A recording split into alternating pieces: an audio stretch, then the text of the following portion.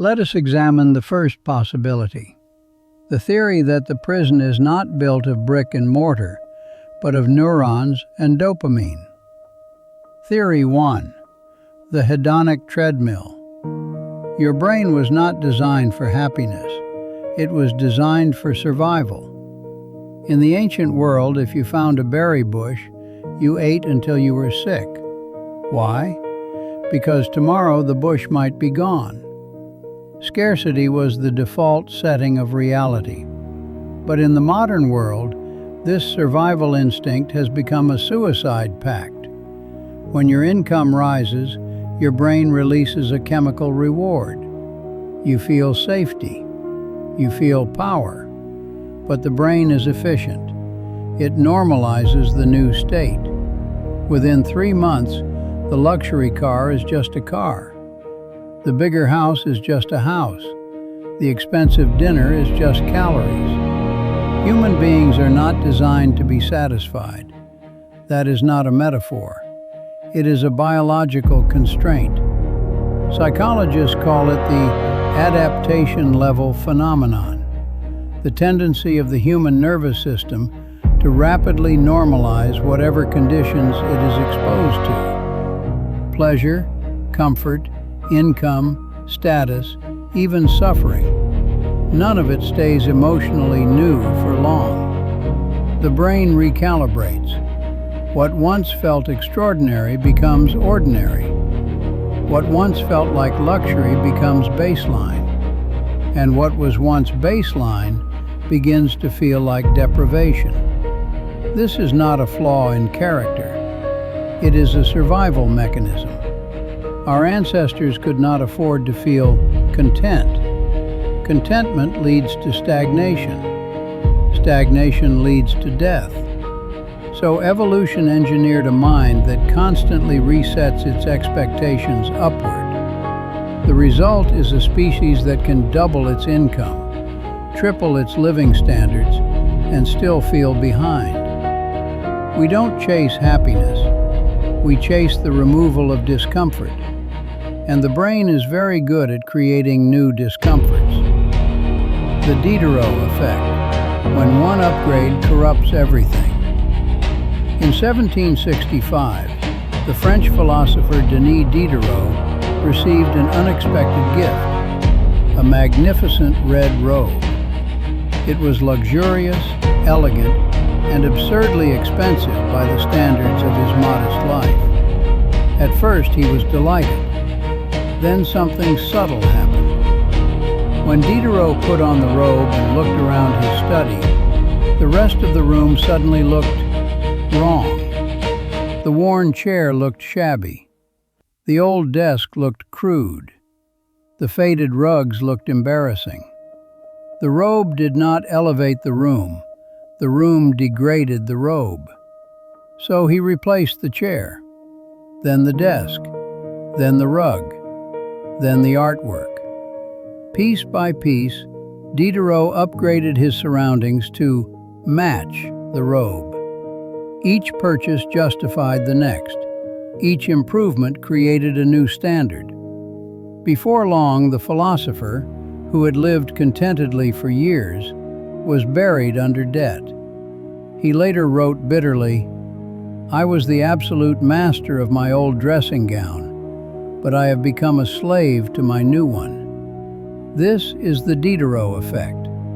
One improvement creates a cascade of consumption, because consistency matters more to the brain than satisfaction. Why the brain hates inconsistency more than debt. The human brain is not optimized for financial stability.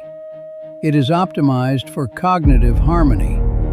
When one part of your life upgrades, everything else feels out of place. The car makes the house feel smaller.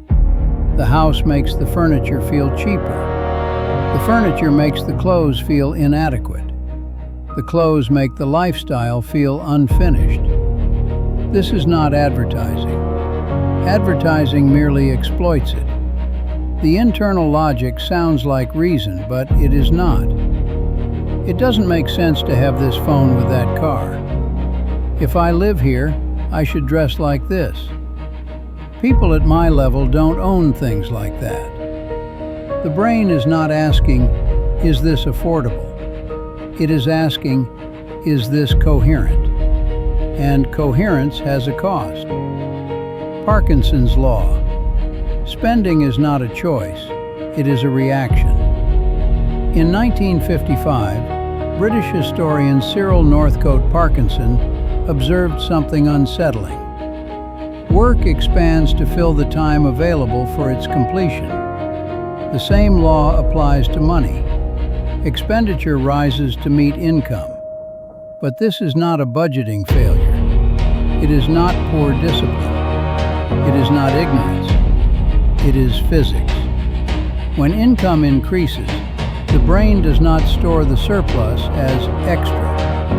It reclassifies it as normal. The adaptation level shifts upward, and the previous lifestyle now feels constrained. A raise does not feel like abundance. It feels like permission. Permission to move. Permission to upgrade. Permission to stop putting things off.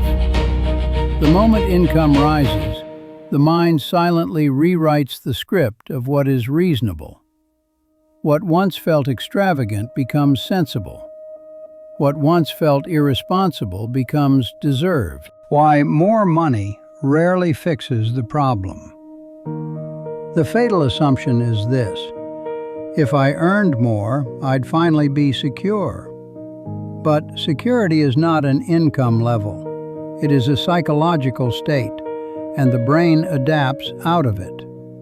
Studies consistently show that increases in income produce only temporary increases in happiness. Within months, people return to their previous emotional baseline. The pleasure spike fades, but the financial commitments remain. This creates a cruel asymmetry. Joy is temporary. Expenses are permanent.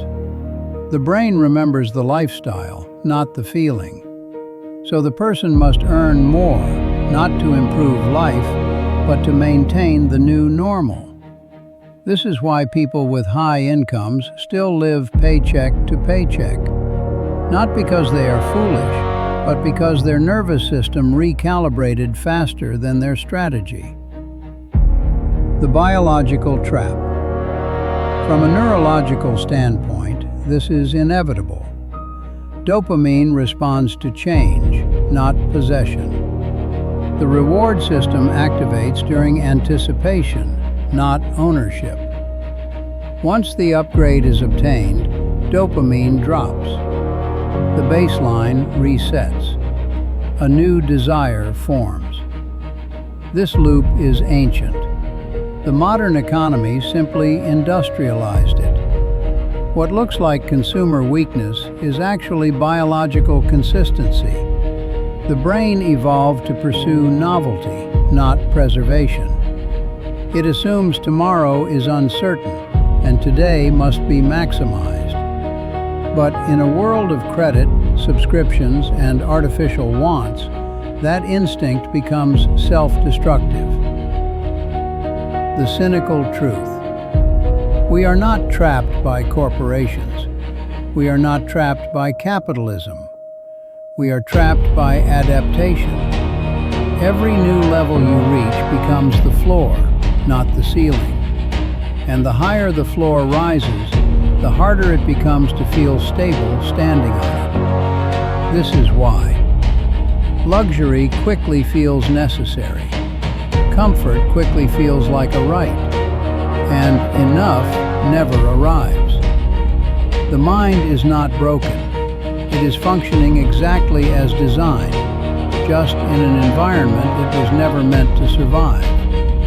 And unless the adaptation loop is consciously interrupted, every increase in income simply tightens the cage. Not because people want more, but because their nervous system refuses to let more feel like more for very long. That is the real mechanism behind staying broke while earning more. Not ignorance, not laziness, but biology, quietly recalibrating the definition of normal until freedom disappears. You are chasing a horizon that retreats as you approach it. The biological theory suggests that you are broke because you are an addict. You are not addicted to the objects. You are addicted to the change in status. Once the status becomes static, the high fades, and you must spend again to feel the rush. But is it really just biology? Or is someone exploiting that biology? There is a darker theory, one that suggests your biology is being weaponized against you. Theory 2, the systemic harvest. Imagine a farmer. He does not want his cattle to die, but he does not want them to be free. He wants them fat, docile, and producing milk. In this metaphor, you are the cattle. Your labor is the milk. The economy depends on the velocity of money. If you earn more and save it, the machine stalls. The system collapses. So the architects created a culture of planned obsolescence and perceived obsolescence. They invented the lifestyle. They told you that $50,000 is enough. Then, when you reached it, they inflated the currency, raised the housing market, and told you that actually $100,000 is the new baseline. Consider the subscription model. You used to own things. Now you rent your music. You rent your software. You rent your home. You rent your life. Every increase in your income is mathematically calculated and absorbed by new essential services. They have built a vacuum cleaner attached to your wallet. The moment air flows in, it is sucked out. Pause. Reflect. Do you buy things because you want them, or because you have been programmed to want them to keep the machine running? Are you a victim of your own nature, or a victim of a psyop? Type nature or program in the comments below. Let us see how many of you are awake. There is a threshold, a specific number. Economists know it, the elite know it. It is the point where money stops being about survival and starts being about power.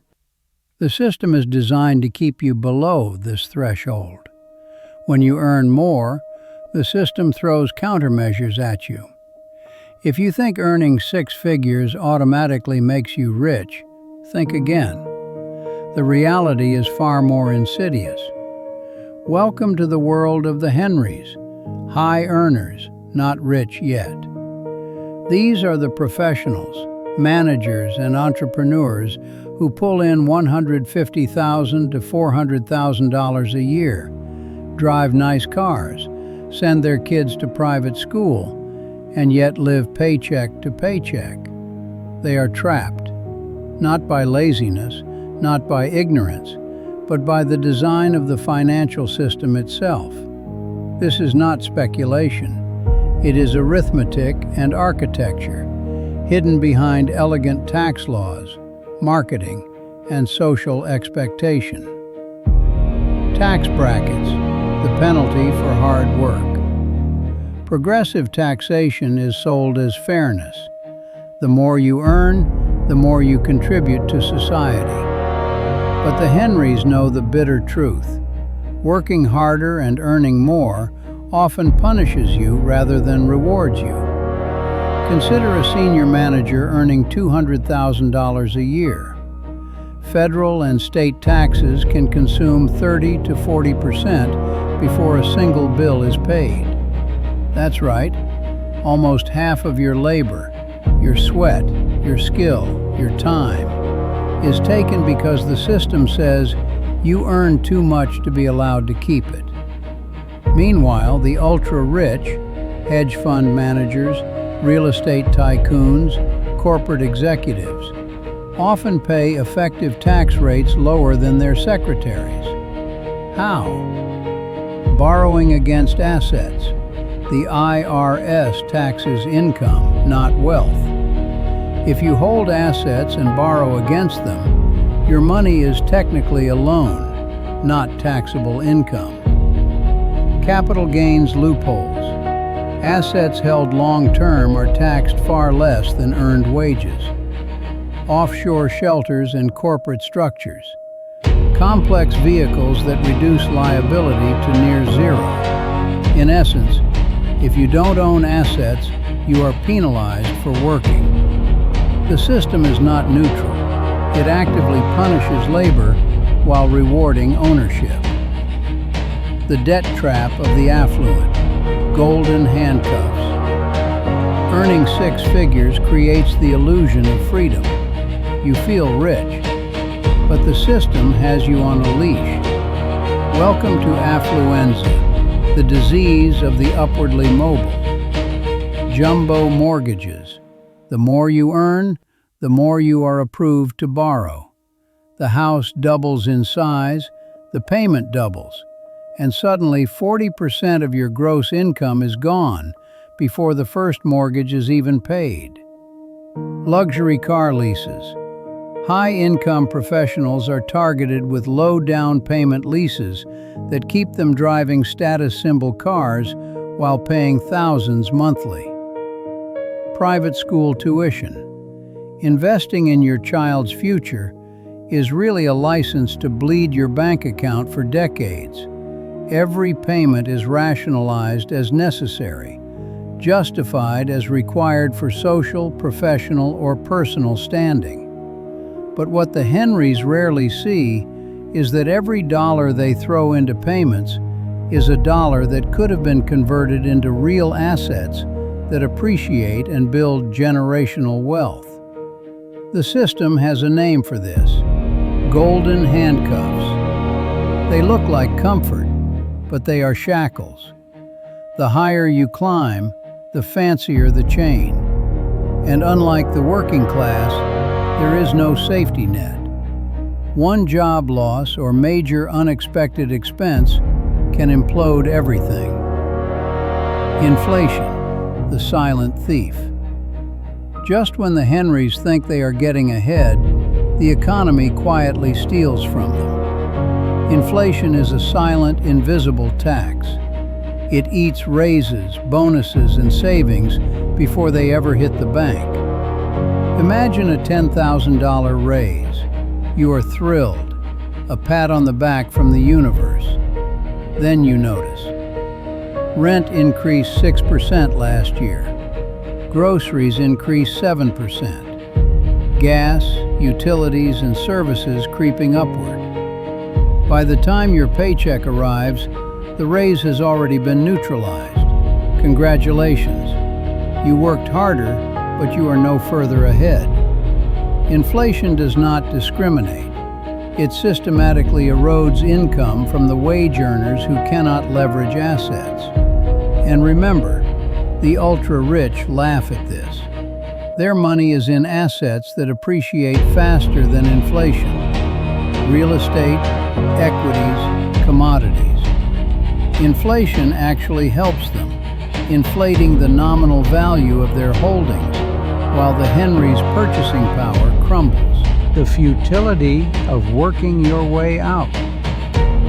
All of these forces, taxes, debt, inflation, interact in one simple truth. Working harder does not equal financial freedom.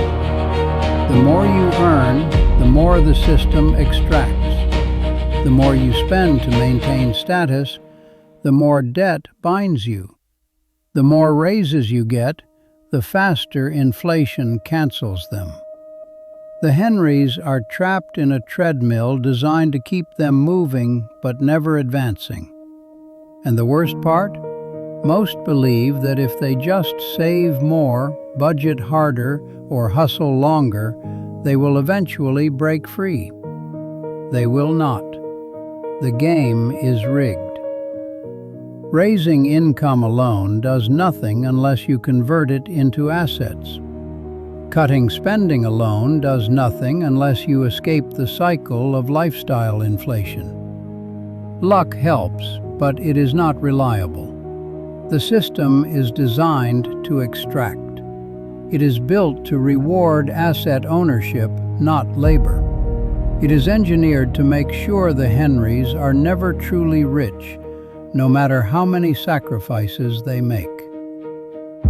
Anatomy of the upper middle class trap. 1. High income, high tax rates. More work equals more taxation equals less net gain. 2. Lifestyle inflation, debt. Bigger house, better car, private school equals golden handcuffs. 3. Inflation, real value erosion. Raises neutralized before landing. 4. Asset gap, no wealth accumulation. Money spent on consumption does not generate future income. In combination, these create an inescapable financial vortex. The higher you climb, the faster you are pulled back down. Why most Henrys never escape? Psychologists and economists have documented a brutal pattern. Henrys rarely achieve liquid wealth. Their net worth is tied up in depreciating or illiquid assets. Most have no significant passive income, so leaving the workforce, even temporarily, becomes financially impossible. They are socially conditioned to maintain appearances, to signal success through consumption, further feeding the debt cycle. Meanwhile, the ultra-rich, those who understand the rules, use assets, leverage, and tax arbitrage to make money work for them. The Henrys work for money, and by design, they never get ahead. The ultimate irony, success itself becomes a trap. The more competent you are, the higher your income, the tighter the golden handcuffs. Hard work is punished, not rewarded, unless paired with financial literacy that most never receive. Reality check. The financial system is not broken. It is functioning perfectly for those it was designed to serve. The Henrys are the cautionary tale of modern capitalism. Highly educated, highly skilled, highly taxed, and highly indebted. They believe in meritocracy, but the rules of money are not meritocratic. They are structural. You can work 60 hours a week. You can climb the corporate ladder. You can scrimp and save. And yet, unless you understand how to own assets, leverage tax laws, and build passive income, you are not rich. You are a cog in a system that extracts your labor, inflates your spending, and neutralizes your raises before they ever help you. The golden handcuffs are real. The hydra of debt is real. The invisible tax of inflation is real. And the sooner you see it, the sooner you can stop playing a rigged game and start building real wealth, not just the illusion of it. The takeaway is simple, and it is harsh. Working harder is a trap. Buying status is a trap. The system is rigged. Only understanding the rules of wealth, assets, leverage, and capital offers a real escape. No one owes you freedom. You must engineer it, or you will forever remain a high earner, not rich yet. You upgrade your cage, but you never leave the zoo. You buy a bigger house, which requires higher taxes, higher insurance, higher maintenance, and a longer commute. The longer commute requires a more comfortable car. The stress of the commute requires more expensive vacations to decompress. The cycle feeds itself. Time is the one currency you cannot earn more of. If you are tired of trading your life for numbers that dissolve, you need the keys to the exit. We are archiving the escape rules. Check your subscription status. Ensure the bell is ringing. You cannot afford to miss the next transmission. We have discussed the brain. We have discussed the system. But the archive holds a third file, the one the financial gurus will never touch. The metaphysical reason you stay broke. Money is energy, current, currency. It flows like water. If your internal vessel is cracked, no amount of water will fill it. Most people have an energetic set point, a financial thermostat.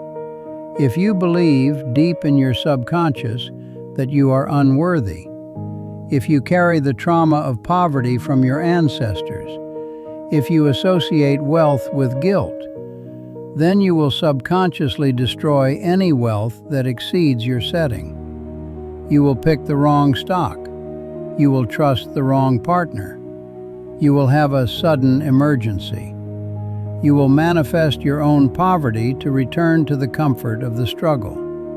The rich do not just earn more, they vibrate differently. They do not use money to buy things.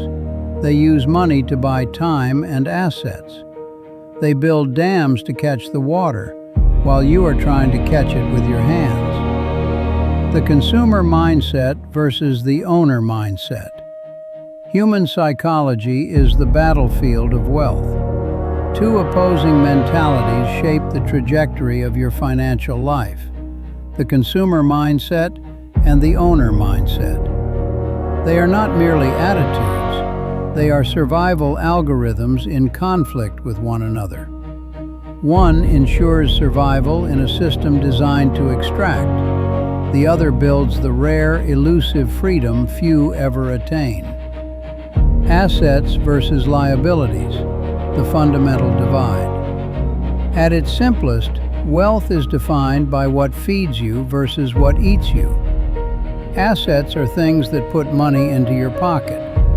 Rental properties, dividend stocks, royalties, businesses, intellectual property. Liabilities are things that take money out of your pocket.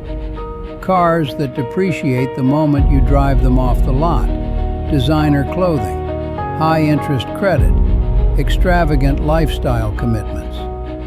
The consumer mind treats liabilities as assets. A new car, a bigger house, a private school tuition. These are status symbols, signals of success. But the moment the consumer purchases them, the net effect is negative. Every luxury item is a micro black hole, sucking cash and opportunity away. The owner mind sees differently. They calculate net value, not satisfaction. A property that costs $10,000 per year to maintain, but generates $15,000 per year in passive income, is an asset. The same $15,000 designer wardrobe is a liability, no matter how many likes it earns on Instagram. Most humans are biologically wired to chase pleasure, not leverage. That wiring ensures most of humanity never escapes the extraction loop. Delayed gratification, the rarest human trait. The key difference between consumers and owners is not intelligence, education, or even income. It is the capacity for delayed gratification. Humans are hardwired for immediate reward. Evolution selected for dopamine spikes from quick gains: food, sex, social approval. Waiting, especially for years or decades, triggers discomfort. It feels unnatural. Yet freedom is always delayed. Assets do not pay off instantly. Businesses require years of sweat. Investments compound over decades. Ownership demands temporary suffering for permanent leverage. Few can tolerate the discomfort. Most quit at the first sign of pain. The stock market drops and panic selling erodes potential gains. The side business is unprofitable for months, and the urge to return to safe income dominates. Frugality feels like deprivation while friends flaunt debt-fueled lifestyles. The rare individuals who endure, who filter life through delayed gratification, eventually reap the outsized benefits. They build a system that earns money while they sleep, a mechanism of freedom that the consumer mind can scarcely comprehend. Escape velocity, breaking the gravity of consumption. Building real wealth is like launching a rocket from Earth. The gravitational pull is immense. Social expectation, debt, lifestyle inflation, and the adaptation level phenomenon all act as gravity. The consumer mind flirts with freedom, but rarely generates enough thrust to escape. Escape velocity is the minimum amount of energy required to overcome gravity and leave the planet. Financially, it is the point at which your investments, savings, and passive income produce more than your liabilities and lifestyle demands. At this moment, you are free. Your money works for you instead of the other way around. But reaching escape velocity is brutally uncomfortable. The burn is intense. You must save aggressively, often cutting luxuries your peers flaunt. You must invest, watching your capital fluctuate in ways that trigger primal fear. You must endure social isolation, as friends mock frugality while drowning in consumerism. Most rockets explode on the pad. Most aspiring Henrys or high earners never get off the launch pad. The gravitational forces of debt, taxes, and adaptation level phenomena pull them back down. The few who do achieve escape velocity experience a moment unlike any other: silence. No longer tethered to status, consumption, or external approval, they cross the threshold into the owner mindset fully. Here, wealth is no longer a measure of work or appearances. It is a measure of freedom. The consumer mindset traps you. The consumer mindset is insidious because it feels normal. Society trains it from childhood. Buy this to fit in. A car like this shows success. You deserve this now. Every reward, every upgrade, is a trap disguised as a right. The consumer believes, if I earn more, I'll finally be free. But the moment you earn more, adaptation level resets. Inflation, taxes, and lifestyle creep cancel gains. You are working harder, earning more, yet your freedom remains unchanged. This is the gravitational pull. It is invisible, relentless, and biologically hardwired. Most fail to escape because the consumer mindset interprets restraint as suffering rather than investment. The owner mindset elevates you. The owner mindset is rare because it requires suffering today for freedom tomorrow, a concept almost antithetical to human nature. It manifests in three ways. 1. Sacrifice. Deliberate reduction in consumption today for future leverage. 2. Asset focus. Every financial decision is filtered through the question, does this feed me or eat me? 3. Long-term vision. Planning decades ahead, ignoring short-term gratification, social pressure, and dopamine-driven impulses. The results are silent but powerful. Debt shrinks while investments grow. Lifestyle inflation is resisted, and the comfort zone remains small while net worth expands. Freedom compounds faster than labor income ever could. Ownership is not luxury. It is leverage. It is not comfort. It is security. And the higher you climb, the more you benefit from the gravitational reality that the universe favors accumulated assets over earned income. The brutal truth. Most people will never make the leap. The consumer mindset dominates because it is easier, socially reinforced, and biologically comforting. The owner mindset is terrifying because it demands pain, patience, and isolation. Yet freedom, real freedom, requires escape velocity. It requires choosing discomfort now over suffering forever. It requires seeing liabilities for what they are and valuing assets over appearances. The choice is stark. Consumer mindset, life tethered to money, debt, and social validation, forever in orbit around the planet of work and extraction. Owner mindset, life untethered, money as leverage, debt avoided, and freedom achieved through patient, disciplined, uncomfortable effort. The difference is not luck, not talent, not intelligence. It is mindset and the courage to endure the G-forces that most human beings will never survive.